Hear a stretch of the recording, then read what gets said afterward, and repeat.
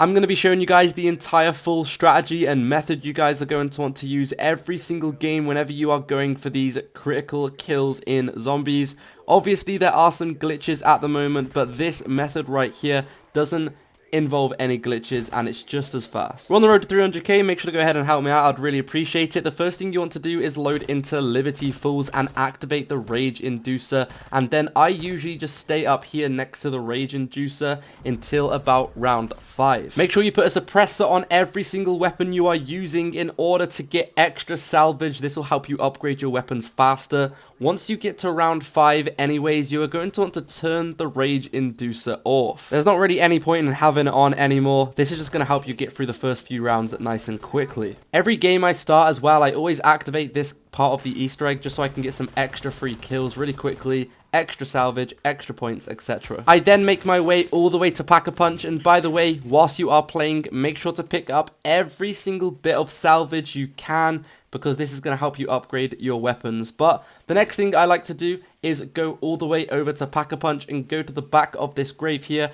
and this is where I'm going to stay until round 10. This is an extremely easy location. I use every single game to get super easy critical kills. What you basically want to do is stand on one side of these stairs. All of the zombies are going to walk in front of you, and every time they get a little bit too close, you simply just want to jump over to the other side, and they can pretty much never really touch you because it takes them forever to walk back around the other side where you've just jumped. And as you can see, it's working out amazingly for me, and I do this until round 10. Make sure you obviously Pack-a-Punch your weapon, and make sure you shoot these shards that spawn in every single round. In these shards there are a bunch of different things, and most importantly, there's going to be salvage in here. Once you get to round 10, use an explosive or a stun to activate this Easter egg where you basically blow up this part of the church, and then a bunch of zombies will start to spawn and fall from the sky, and all of these zombies will actually drop a bunch of loot,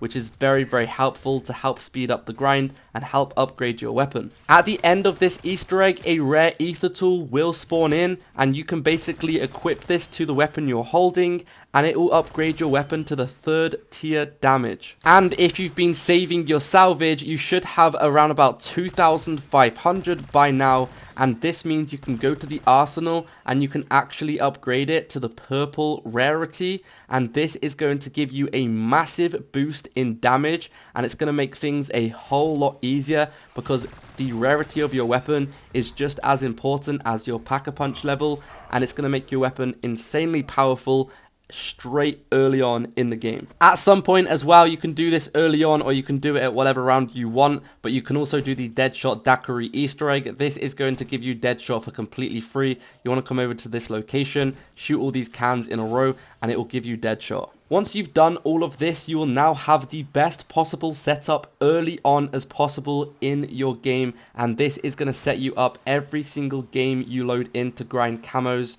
perfectly straight away, like as early as possible. You'll have Deadshot from the Easter egg. Your weapon will be a very high powerful weapon, so it's going to do a lot of damage, and you're going to be able to rinse through the zombies very, very quickly. Make sure to obviously keep Pack-a-Punching, keep getting as much salvage as possible so you can keep upgrading your weapon, and find yourself a good training area. Everyone has a different area they like to train in, but my personal favorite is outside of Bowling Alley. It's a nice big open area. The ground is all even, so all of the heads are at the same height, and it's a very easy location, and there's also an ammo box here as well. But this is the setup you want to do every single game in order to maximize the amount of headshots you're getting as fast as possible. Make sure to subscribe for more, and I'll see you in the next one. Enjoy.